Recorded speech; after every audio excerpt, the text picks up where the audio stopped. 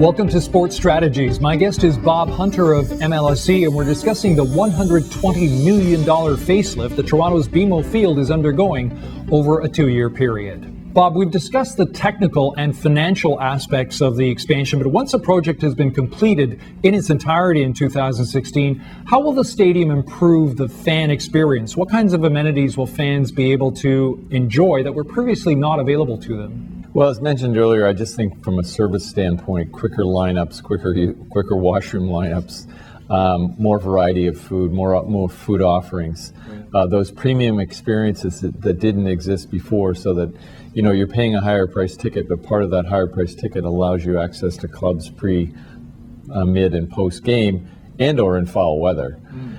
So I would say that physically, the physical additions provide a much higher level of service and convenience. The other thing that we're quite excited and waiting to see is what that canopy does to the overall atmosphere in the building. What we try to replicate after going and seeing some of the European clubs was the intimacy that the canopy brings to the game itself, and we're hoping we can replicate that what we saw in Europe.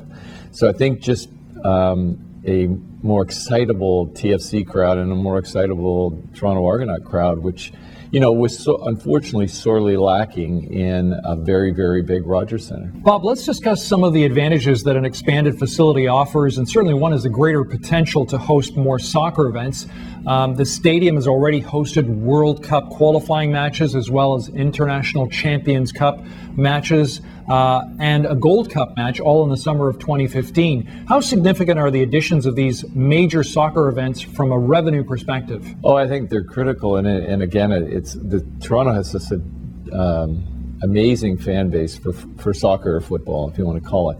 So anything that we can do to attract international teams that maybe the fan favorite of even local Torontonians is a big plus to us, and it's a big plus to the city as well. We've hosted over the years, the likes of top Spanish, European, English Premiership teams that, have always done fairly well in this marketplace. And, part of our arrangement with our season ticket holders is to provide 1 or 2 of those games a year. So we're even working with the CSA, with, the strength, certainly of the women's team and the growing popularity of the men's team, to be able to provide them with a very significant home, again, a great atmosphere with a new canopy and just more seating capacity for those bigger games do help. Now, Bob, in order to accommodate other events such as hockey's Winter Classic, further temporary expansion is required. Can you outline what some of those temporary measures would be? Well, yes. I mean, just simply from a revenue standpoint, you really have to look at additional seating.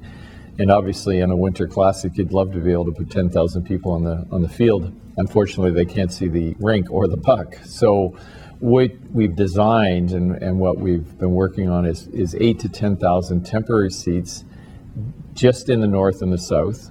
And that would provide what you would typically see at the Honda Indy, or you'd typically see at any major sporting event, as temporary bleachers. You saw it last summer with the Pan Am Games. So that's been designed, it's been priced, we know what it's going to cost, and fortunate enough to get the Winter Classic in 2017. So we'd actually tie it into the Grey Cup, which is a month prior to that. And so therefore, we don't have to build those temporary bleachers once.